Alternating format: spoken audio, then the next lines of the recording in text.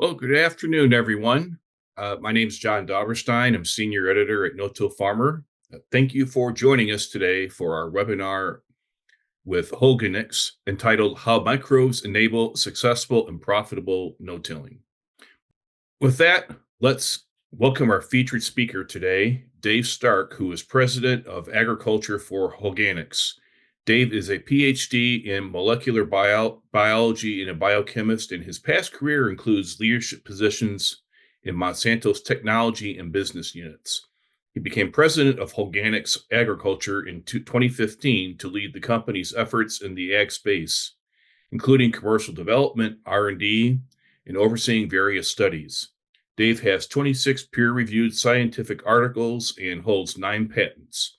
Without further delay, let's turn the show over to Brad. Okay, thanks.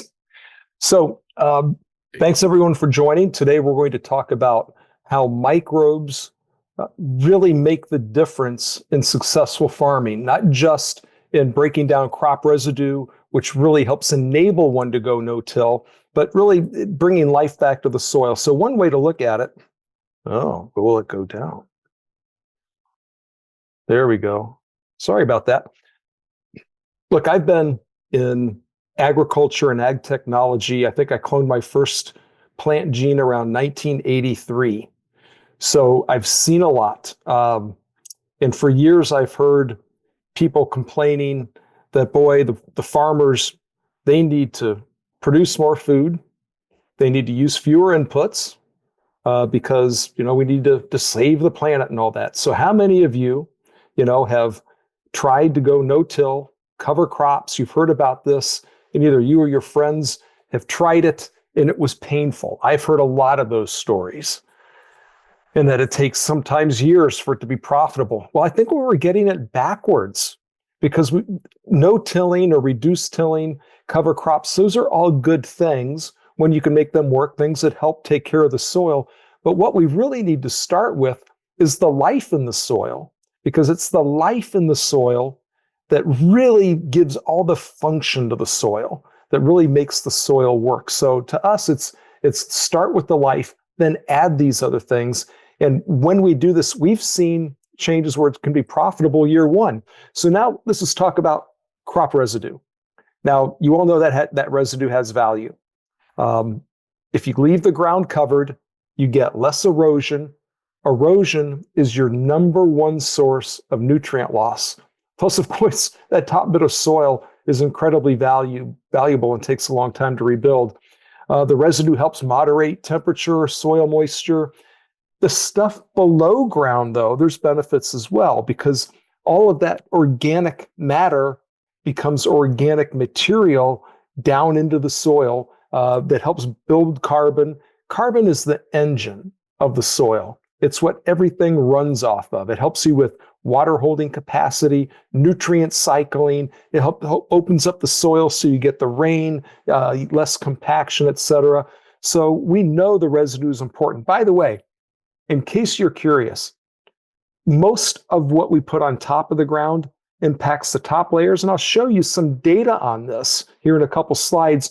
Most of the carbon enters the ground through roots and root exudates. So that's actually the number one source of how we put carbon and energy into your ground is the roots and what they produce, and then microbial activity. The stuff on the top is still really important, especially because if you take too much away, you get, like I said, erosion. That costs you money. You get crusting, and you all know what it's like trying to get a crop to emerge out of crusted soil. But there's a flip side. Too much residue can be a problem and a hassle when you go to plant, jamming equipment. You can get poor seed-soil contact, have trouble controlling seed depth, and the soil can warm unevenly, and you get uneven emergence. And we know that emergence time and evenness really does impact yield at the end of the season. So we've got kind of a balance here. So this is the slide I was talking about. I found this study. This is a 10-year study. So if you've been a long time no-tiller, congratulations. This is part of what's going on. If you're thinking about going no-till or reducing tillage, consider what's going on here. So What they did, this is a 10-year study. I think it's around Lincoln, Nebraska. University of Nebraska was involved. And they did 3 different nitrogen rates, 60, 120, 180. Those are kilograms per hectare, so it's a little bit less. That's like 0.9 pounds per acre conversion. And they looked at the soil at 30 centimeters, which is about a foot. Then they went down to 4 feet and 5 feet. In one case, they never removed any of the stover. Where it says stover harvest, they actually only removed half. So the ground was never bare. So it's leaving all the stover out there versus half. And what we're looking at with those bars is the change in soil carbon, organic carbon, which is the important part. That's the fuel. Another kind of fun fact, most of the organic carbon in your soil is what's called necromass. So I have a secret. As a scientist, we come up with names nobody understands. So you think we're smart. Necromass is dead microbes. That's all it is. So in good soil, most of the organic matter has been consumed by microbes. They die, and their dead bodies and their parts is what most of the organic matter is, which is great. That's what we want. So look at, when we go down a foot, the change versus removing half of the stover, you can see that's a pretty good boost in carbon. Now, when we go to 4 feet, that includes the top foot, so it's all additive, and you can see a big jump. More than half of the carbon in your ground is under a foot deep. And that's great because that's where it's more stable. That's going to give you longer lasting benefits. You probably don't do soil tests that deep, but just so you know, this is one of the benefits of going no-till is you get that organic matter deep and it gets stable. The other big benefit of leaving your residue out there is the nutrient value. You pay a lot of money for fertilizer. So let's just take corn. Every 40 bushels of corn produces about a ton of stover. In that ton, you've got 17 pounds of nitrogen, about 4 pounds of phosphorus, 34 pounds of potassium. Potassium is very important to stalk and stem strength. We've got a lot of that nutrient out there and some sulfur. So look, you do the math. If you've got a 200 bushel an acre corn crop, 5 tons of residue, you got a lot of nutrient out there you've already bought. You got to return it to the soil. You want the carbon in the soil. You want the nutrients in the soil. None of that happens without microbes breaking it down and releasing these nutrients so next year's crop can take advantage of it. So what helps you break down crop residue? And I know for a lot of people, and I keep hearing it, they're afraid if they stop tilling, they're going to get compaction. We're going to talk about compaction later because they're wrong. Just tell you flat out, and I'll show you later. They're going to get nutrient stratification. They're not going to be able to control their residue. It's going to be a mess in the spring. Well, it's because they don't have microbial activity. Microbial activity is what breaks residue down. So what influences microbial activity? First of all, do you have the right guys on the ground? A lot of ground that we've tested, and we do thousands of soil tests a year, would say no. And I'll tell you more about which microbes you want to look for. Also, just like your crop, everything your crop needs, the nutrients, the moisture, the temperature, same as the microbes in your soil. So those things all influence how fast your crop residue will break down. So if you're in a place where it's below freezing for long months or it's bone dry, you won't see a lot of residue breakdown. But you might at the tail ends of the season where it's warmer and more wet. Sorry. Also, the more you can chop or crush residue, the better, because the microbes enter, just like where do you get an infection? Where you get a cut. Same thing with the residue. The more you cut it, crush it, the more infection sites, the more the guys can get to work breaking it down. So why don't you have the right biology in the soil? Things happen. First of all, remember this phrase, plants farm microbes, because microbes mine the soil. It's amazing what goes down under your feet when you walk your ground. Plants actively recruit and repel microbes because the microbes grab nutrients the plant root can't. But when we put too much nitrogen or phosphorus on the ground, it's just biochemistry that tells the plant, hey, you got what you need. Stop wasting all this energy farming microbes. So the microbes don't automatically just die. They eat what's in the ground. They actually take you backwards and start degrading the soil. So one of the hardest conversations we have is when you use a diverse microbial product like the one I'm talking about. It's a tool that helps you back off your fertilizer rates. And you need to if you want the ground to really do everything it should be doing for you. And of course, things like soil fumigants and fungicides, especially fumigants, they sterilize the soil. You know that's not good. Anhydrous ammonia kills everything it touches. Now, it doesn't sterilize your ground, and it's harmless once it reacts with water, but there are things that we do. Tilling is another one we're going to spend time on. And again, I'm going to go into that in terms of what happens when you do that. There are things that we have no control over. Winter. What are microbes full of? Water. What happens when water freezes? It expands. Microbes have a tight cell wall. That's what happens when the ice crystals form. A lot of them die. Not all of them, but they get thrown out of balance. Another thing, almost everything you want living in your soil needs oxygen.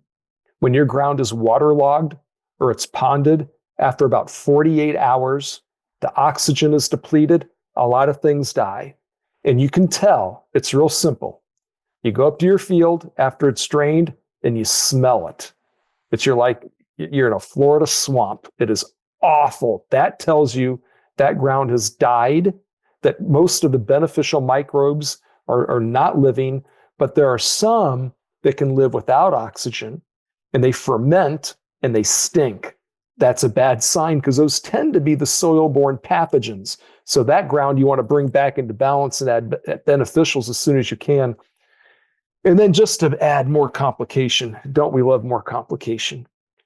The microbes in your ground depend upon what you're growing, how long you go without a living root, what you grew last year.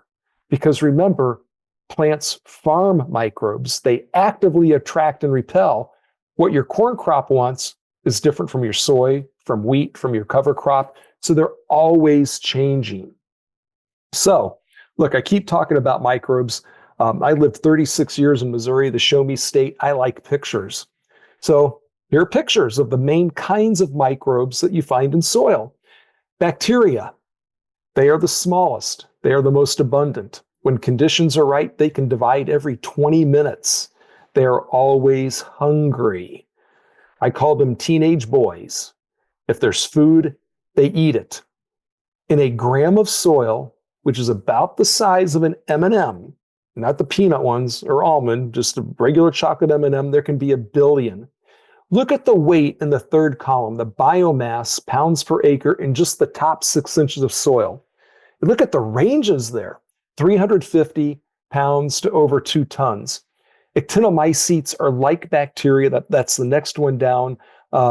When you dig soil and you get that earthy smell, that's from actinomycetes. They're not quite as abundant. They still grow fast. The weight per acre is about the same. Now we're getting, if we go down to the fungi, the bigger things, all that white hyphae going through. And I'm talking about those fungi that form those huge nets that go through the soil. Yeast is a fungus, but it's a single cell. It's good in the soil, but it doesn't do all the same things that what you see in that piece of dirt there in the guy's hand. They're much larger. They're less abundant. But by weight, look at the range. 9 pounds to almost 7 tons. Which ground do you think is better? I can tell you, and we'll go over this again, thousands of soil tests. We like the microbiometer kit. Most ground that we test, especially if it's been tilled, has very low levels of all the microbes, especially fungi. Now, at the bottom, you get the protozoa and amoeba. They're predators. Um, so there's not going to be as many, which is fine because they can eat 10,000 bacteria a day. So we want them to be in lower numbers to keep things in balance. So these are the main kinds. And now let's look at the carbon to nitrogen ratio.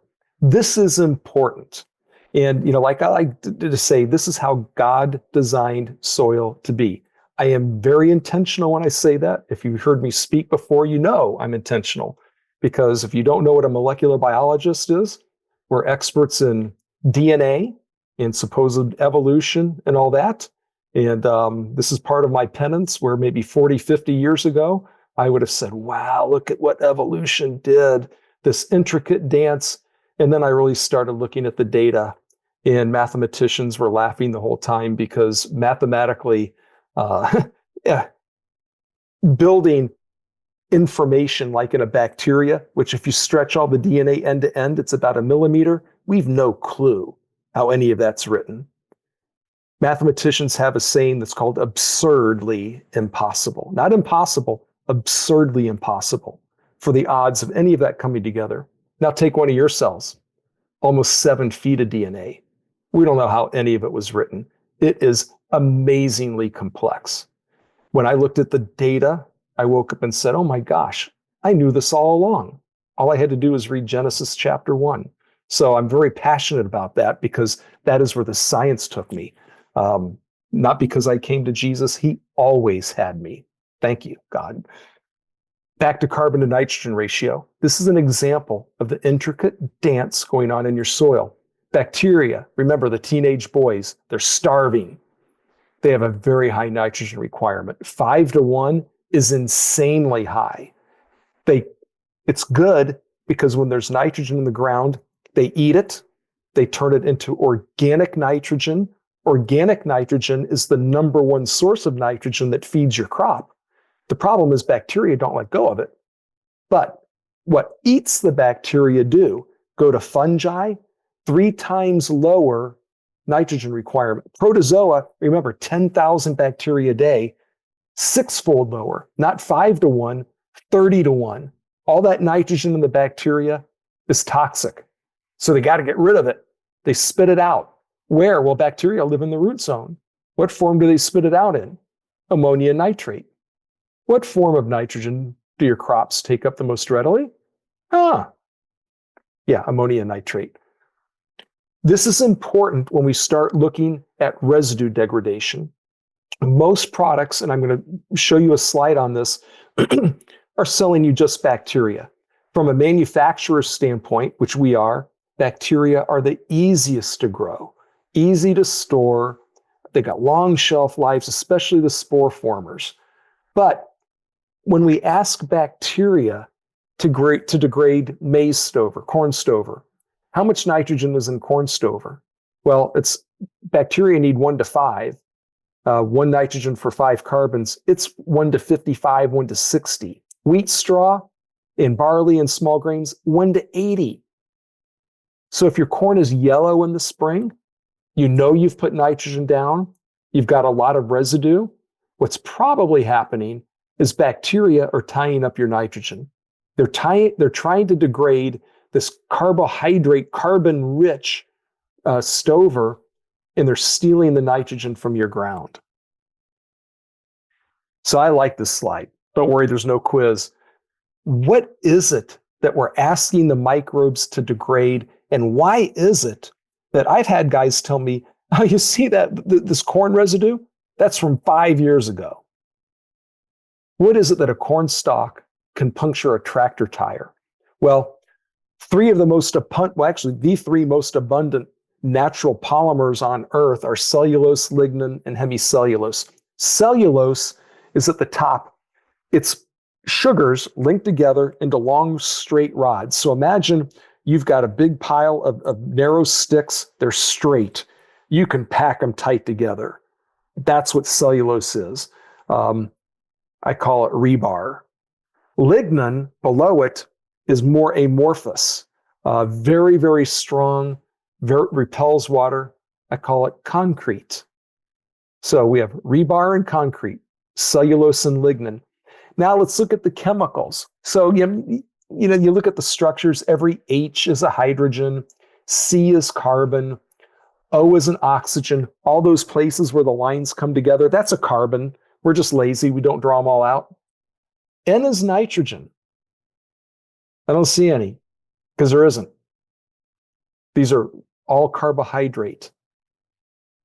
But cellulose and lignin, why are they so strong? This is a southern live oak. Actually, I just took this picture not long ago.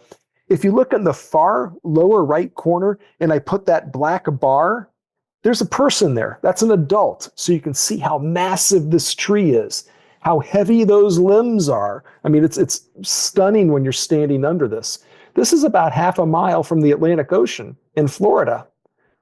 This tree has seen a lot of really high winds. And look at it. It's still standing. Why? Cellulose and lignin. That's what gives this tree its strength. It's what makes your corn stover so hard to degrade. So now let's look at a cross-section of your corn stover. I think all this will make sense because you've probably seen this walking the field and wondered. So that brown circle there at the upper in the middle, that's like a cross-section drawing of your corn stalk. All that white stuff in the middle, it's called the pith. That's the largest in volume, but it weighs almost nothing. It has almost no strength. Literally, you could almost, not to be indelicate, you could almost spit into the end of it and degrade the pith. It's nothing there. It's important, but it's not giving strength. The outer circle, the rind, the thing that still can be there years after you harvest your crop, very dense. It's 3/4 of the weight of the corn stalk. The dry weight, it's triple the density of the pith. It is cellulose and lignin. Rebar and concrete. All those brown dots in the middle, those are what are called the vascular bundles. Those are the pipes that take water and nutrients up and down the plant. They're also surrounded by cellulose and lignin. So I saw this picture a few years ago. This is advertising a product to degrade crop residue. And I'm not going to say who. That's not my job to talk about other people's products. But look, this is with and without. The only thing that's degraded is the pith. You can see the pipes in the middle and the rind, all that cellulose and lignin. It's because it's the wrong biology. It's only bacteria. The best microbes on the planet for degrading cellulose and lignin are fungi. In particular, white rot fungi, which if you look at the right-hand side, this is just a mulch pile in landscaping. I turned it over and it's white everywhere.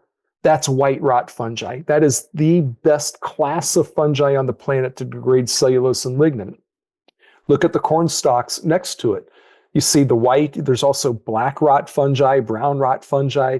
Again, they're doing the job. And also notice the stalk is degrading mostly from the inside out. So that's one thing if you use a degrader, that don't be surprised if you don't see much looking at it until you pick it up and it crumbles.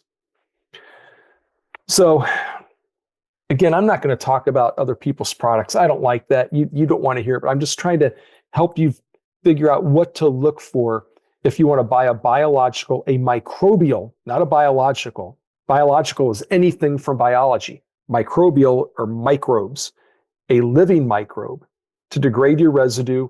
Remember, fungi are the only major organism that can break down or significantly modify lignin. They also do the best job on cellulose. So our product has over 200 fungi in it.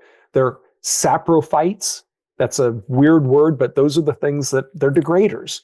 And then I just looked randomly at different products, A through G. I'm not going to name them by names. All of these are only bacteria. That's what a Pseudomonas is, a Bacillus, those are bacteria. Yeast is a fungus, but it's again, it's great for beer, wine, and bread. It's not a degrader.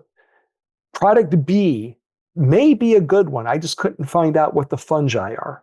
So that one may have the right biology, but again, I couldn't tell. So again, like I said, our product, it's called Breakdown. It has over 200 species, very rich in the white rots, the saprophytes that break down cellulose and lignin. One way you can tell if you're getting a biological that's diverse, a microbial that's diverse, is the form it's being sold to you in. Most of the biology in your soil will not form a spore, so you don't powder it very well. Most of them will die. Almost all of them, remember, need oxygen. So you can't put it in a liquid in a jug that's tightly sealed at room temperature because they'll use the oxygen and die. Our product is actually refrigerated. We keep it cold after we make it. We put it in these insulated wraps. You don't need refrigeration. You got plenty of time to work 4 to 8 weeks, more closer to 8 with a tote like this. That's one way. If I could get away from refrigeration, I would, but I can't. They're living microbes. They don't want to be dried. It kills them. So we put them to sleep by keeping them cold. So here's just some pictures. So this is Central Illinois, and you can see what the grower did. And these are all pictures sent to us from a customer. This is, first of all, remember, I said earlier, for microbes to degrade residue, we need moisture and temperature. So he harvested in September. He sprayed our product in September, so still warm, and he had a rain. And look what happens. After a little more than a week, you can already see the fungi growing. So this is Iowa. So this was applied later. This was applied toward the middle end of October, still warm. And then it was moist. So these conditions were good. These are different parts of the same field. Everything was sprayed. 3 weeks later, vertically tilled. Look at the difference in the residue. Actually, in this case, the conditions were so good, we probably had too much degradation. I don't want to see that much bare ground in November. So this particular grower will not do the vertical till anymore. Because remember, the more you chop and cut, the more infection points, the more places that the fungi can get in and start doing the job. So it was already sufficient. You probably didn't need to do it on this field. Here's another guy in Iowa. This is right when he's going to plant, and that residue just crumbles. He went right through it. Again, the biology is enabling him to successfully not till this into the ground, because the biology is taking the carbon and the nutrients and putting it where you want it, back in the ground where your next crop can grab it. Now, here's a story here. This is, again, another farm in Iowa. The guy on the left had used our product. He's putting anhydrous down. And again, I told you anhydrous kills everything it touches. I know why you use it. It's not the best for biology, but I get it. He had no trouble. He was going along. He actually said the ground was so open, he used 30% less diesel, and the rows closed. But you look at where the tractor's pointing, there's a road there. The field on the other side is what's on the right, because a neighbor called him and said, "What are you doing?" Because he was trying to put anhydrous down, but his rows wouldn't close. So what in the world is going on? The difference is the soil structure. And here's the key. It's fungi that glue the soil together. So if you think of soil is all being made of really small particles. So imagine you've got 2 5-gallon buckets. And one, you're going to take a really finely ground sand. And the other, we're going to put golf balls. Take a tamper, pound them down tight, put water on top. What happens on the tight sand? It ponds. What happens with the golf balls? It goes in. By the way, it didn't compact either with the tamper. That's what we want. We want to take the micro aggregates, which all soil is made of, and we want to glue them together into the macro aggregates, into the golf balls. How does that happen? It's fungi that produce the glue. Some root exudates too, but fungi glue those particles together. And then that white feathery stuff, the fungal hyphae, encases it. It's like the skin on the golf ball, as does the plant roots. Now, this glue, bacteria love. It's a very rich food source for them. So our teenage boy bacterias are starving. But now it's protected. They can't get to it. Now, that soil won't compact. Now it's open. It'll take water. What happens when we till? First of all that white feathery stuff, that's the fungi. What happens when we till it? We chop it up. You till it, you kill it. So now we've killed the fungi. So this is why we see in most ground that we test a very highly bacteria dominant soil. Second, we've taken the golf ball, the aggregate, and we've broken it open. Uh-oh, the hungry boys now have access to the food. The golf ball collapses back into the fine-grained sand. We lose our soil structure. So soil structure isn't really a mechanical problem. It's a problem of biology. Here's just another scientific way of looking at it. You can see all the little micro aggregates. Notice the inside of that, the open spaces is kind of pinkish. That's the glue that the fungi are doing. And the green is the fungi encasing it. And you even see a plant root on there. So that is a macro aggregate. What's another way of looking at it? I just like pictures. So the one on the left, so I live in Northeast Indiana, the Fort Wayne area. And there's a park, a county park that is also a demonstration organic farm. And they've got trails, and I pretend to run through there. I'm more a jogger. But this was after Thanksgiving. I had to stop. This picture does not do it justice. These are the biggest dirt clods I have ever seen. They're like this. 2 feet across, heavy. Look at the face of them. It's sheer. How do we make bricks? Oh, we take clay, we shape it, and we bake it in the sun. Guess what this field looked like in the spring? Covered in bricks. What a mess. Why? Even though it's organic, it's heavily tilled. So we've lost the macro aggregates. We've lost the fungi. Now we have only micro aggregates. And this is what happens to our soil structure. The picture on the right was a customer sending me a picture of his earthworms that he has now back in his farm. But look at the face where the sun is hitting that. All that texture, those are macro aggregates. There's a customer and friend of mine in South Dakota. He has ground like this. He calls it chocolate cake.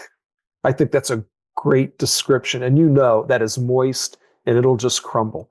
That's what we want. That's a good clod. So to test this, how long does it take to start making macro aggregates? So not this last summer, but the year before, we had people go out and across 44 different farms, 5,400 acres, we looked at bulk density and water infiltration after a single product, a single application at planting of our product, Fungal Rich. Look at the increase look at the decrease in bulk density. The product was probably applied around the end of April, early May. So over a 10-week period, we're already seeing as the fungi are going through the soil, producing the glue, gluing particles together with the roots, encasing them, a drop in bulk density, and versus checks by July, a 64% increase in water infiltration. You see, we can add life back quickly, and every year it will keep getting better. Now, what you don't want to do then in the fall is rip this ground up and start all over again. We want to let it build on itself. We talked earlier about nutrients. So you put life back in your soil, all the biology, not just fungi, bacteria are necessary too. Also the protozoa, the amoeba, etc. Look, this is a farm in Northern Illinois. We do soil tests and get this data constantly. Look at the difference. Applied in the fall to break down as residue, applied in the spring at planting. This is July. Look at the nutrients being released. Now, I'm not going over it in this webinar, but I do in a lot of others, how the biology unlocks your P and K. It's why plants farm microbes, because microbes mine the soil. So the microbes here are doing their job. They're mining the soil. They're releasing the nitrogen, the P, the K, the S. They're increasing organic matter, cation exchange capacity. Because remember, organic matter is mostly dead microbes. So it works. Here's a case where the residue degrader was applied after corn harvest onto winter wheat. And this is in Tennessee. On the right is a soil test, and you can see the yellow. It's deficient in phosphorus, potassium, and magnesium. On the left, a few weeks after using the breakdown product, starting already to return those nutrients to the soil and getting into the plant leaf. The P and the K now is sufficient. So that's what we want to see. Now let's go to Ontario, Canada. It was corn in the summer. Then he planted cereal rye as a cover crop. And then in the spring, he killed the cereal rye with Roundup and planted his beans.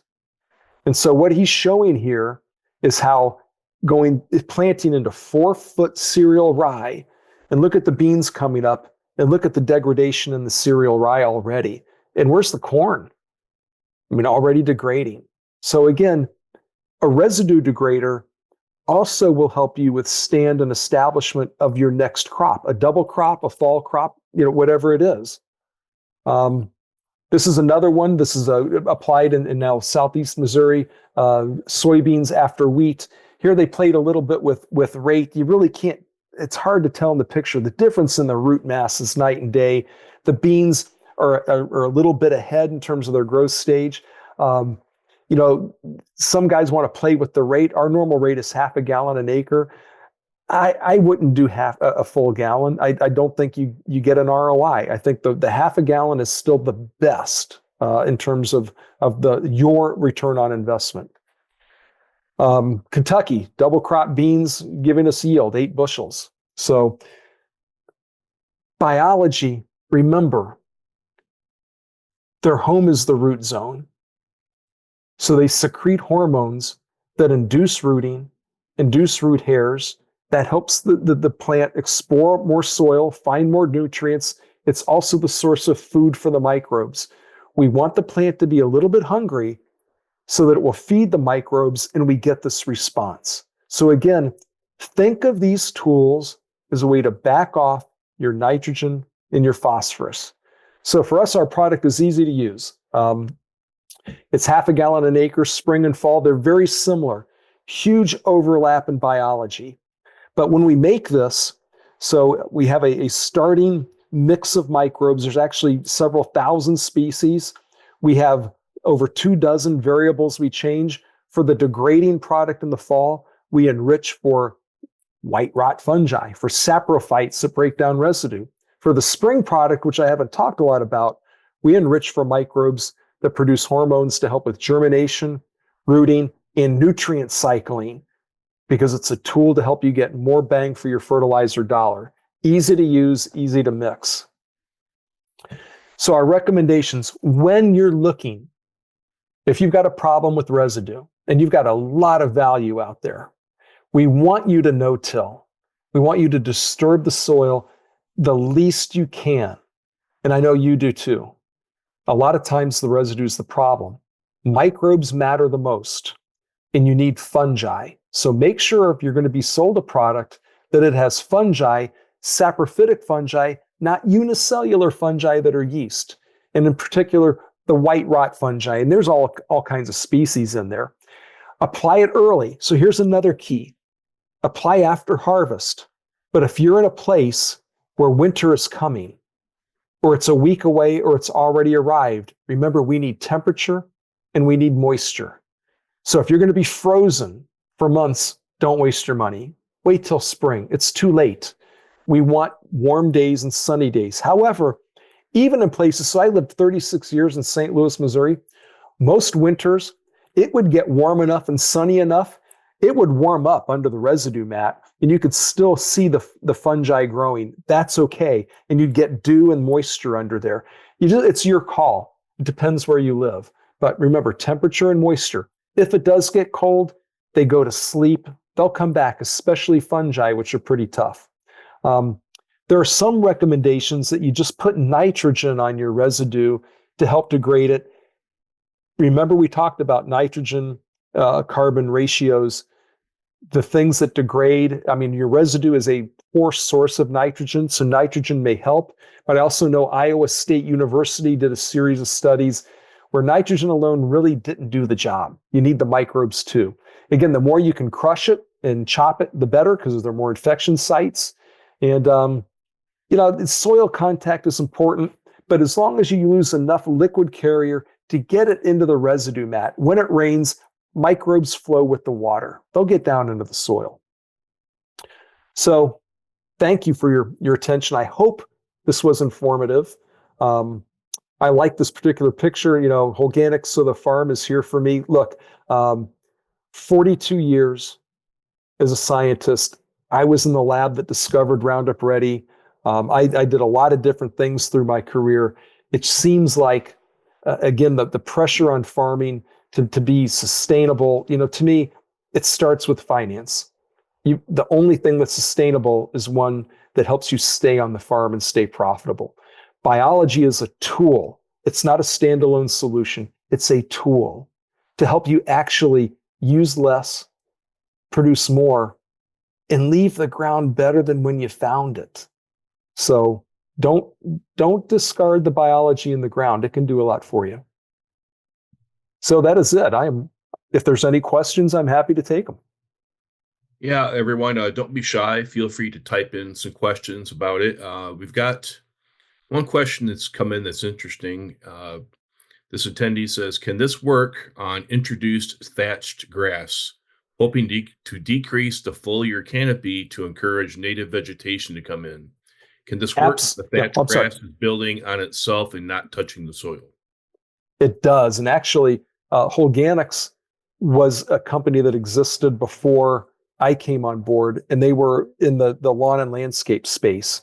And a lot of golf customers, professional in college sports fields. One thing that what we always saw was the thatch was never a problem because the biology in the product would eat the thatch. Same with the black layer. That's that layer that's anaerobic sometimes in turf situations. It would help break through that. So absolutely. And I see it myself. I've never dethatched my yard since I started using this product. I just don't have a problem. Mm-hmm.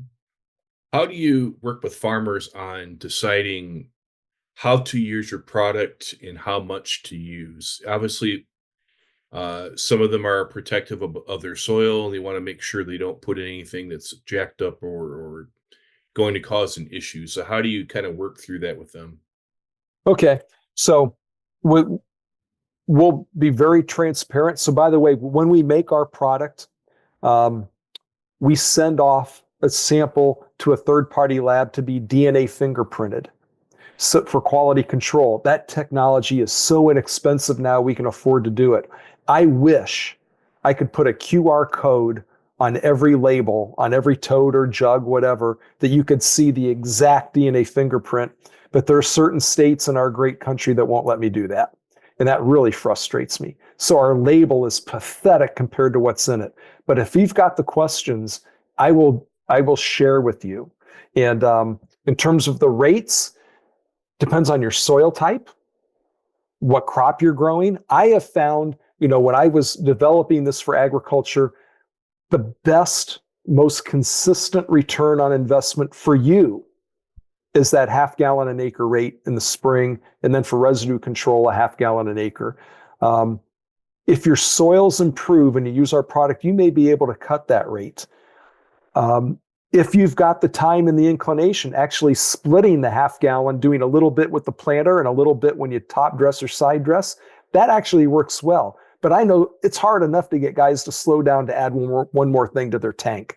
So I try to keep it as simple as possible. But if you'd like to know more, we're very open and would love to work with you. We have a great team. Great. It's got some more questions rolling in here. White rot fungi can be pathogenic to corn. So how do you manage the increased risk when you introduce it for decomposition purposes? Yeah, so it's a matter of the species because a lot of these things are very broad. So again, we DNA fingerprint. We have the saprophytes that eat dead plant material. I've had guys actually spray us onto standing corn, which made me nervous because as those stalks die, it now becomes food. And the last thing you want is a late harvest because the weather turns and lodged corn. But it worked great for them. So we know that we don't have the pathogens. Actually, I've done this in other webinars, and there's so much I could share. When you've got beneficial biology, You can still have the pathogens present, but they can't compete for space and nutrients with the beneficial consortium because they fight them off. It's actually called a suppressive soil. And our US Department of Agriculture has some of the best literature on that, explained in pretty straightforward terms. So we help you develop a suppressive soil. I didn't talk about how we actually see less tar spot. We don't see white mold. We don't see nematodes because those are pesticide claims. But if I were to show you the data, we don't see white mold. We don't see yield loss from tar spot, and we kill nematodes broad spectrum. That's what beneficial microbes do. Right. Someone asked, would this qualify for organic certification? The spring product does. The breakdown product, the residue degrader, we add a little bit of nitrogen to it, and that nitrogen is not organic. If you wanted the fungal rich breakdown, as long as we know in advance, the nitrogen is the last thing we add. So we could take some off before we add the nitrogen, and that would be organic. Okay. What products can you mix this with on the farm? So this mixes really well. Herbicides, fertilizers, don't tank mix with the fungicide. If you use a three-way fungicide like Xyway, which is a good product, don't put us on top of Xyway or vice versa. Put us maybe in furrow and the Xyway off to the side, or broadcast our product. Anything you're doing though for your ground, if you can go to lower salts, it's just better. It's better for our product. It's better for any living microbial, and frankly, it's better for your soil. But I know you're going to use what you need to do in your program, and we've had people do everything under the sun. These microbes are tough, and as I constantly have amazed with people's results, what they've done, I remind myself they're self-replicating active ingredients. So even if some of them die, they come back. Right. Someone asked, these are a couple of slightly unrelated, but how will no-till soil hold the snow? Will no-till soil hold the snow longer in the spring than tilled, and why? Actually, I had a guy, now he was in Maryland, he saw the opposite. So he's no-till. He happened to use our product to break down the residue. And he called me and he said, look, I'm sitting in my office. On the part of the field where I used her product, where I know I have active biology, it took 90 minutes longer for snow to start to accumulate because that ground is warmer. Biological activity is going to produce a little bit of heat. So it should not stay longer where you've got biological activity. So I would guess if you've tilled the ground, you've got less biological activity. So if anything, the snow may stay longer. But actually, I've never seen it other than what this gentleman told me, and I've never seen any research on it. But that's an interesting question. Yeah, I hear that question back and forth a few times. Go ahead. Yeah, your no-till ground, though, will hold that water better because you've got more macro aggregates. So that's what you really want. When it melts, keep it. Don't let it run off. Right. You can decide whether you want to answer this question or not. How does Roundup affect soil microbes? Oh, sure. I'm happy to answer that. So Roundup blocks a key step in the biosynthesis of what are called aromatic amino acids. Those are things that plants make that you and I don't. We have to eat those. Some bacteria also make aromatic amino acids. So Roundup could impact those bacteria. But glyphosate also binds quickly with calcium in the soil. And there are microbes. I actually did this because I worked for Monsanto, and back when I was in the lab that was working on Roundup Ready, there are microbes that will degrade glyphosate. And we actually found the Roundup Ready gene in the waste stream of one of the glyphosate manufacturing plants. I mean, we didn't invent it, we discovered it. So I'm not that worried about glyphosate with soil microbes. And I know there's all kinds of literature out there and such, but a lot of guys tank mix us with Roundup, and we see good results. Okay, good. Someone said, excellent program. How do you find your product? So you could go to holganix.com and there's a list of dealers. You can probably find me, about us, and leadership, and you can see my email there. My main job, especially this time of year, is our agronomists and people in the sales teams are always calling me, usually with a customer on the line. That's the best part of my day. So any questions, you can contact me. We'll put you in touch. And we have a Canadian label too, so US and Canada. Excellent. Excellent. Well, we are out of questions, and I think this is probably a good time to wrap this up. Want to thank everyone for the great questions and today's answers. As a reminder, today's presentation and audio will be made available on the No-Till Farmer website, and you'll also receive an email within a couple of days of the recorded presentation. So watch your email for that. On behalf of Holganix, Dave Stark, and No-Till Farmer, thank you for joining us for today's presentation. Enjoy the rest of your day. Thank you, everyone. Thanks, John.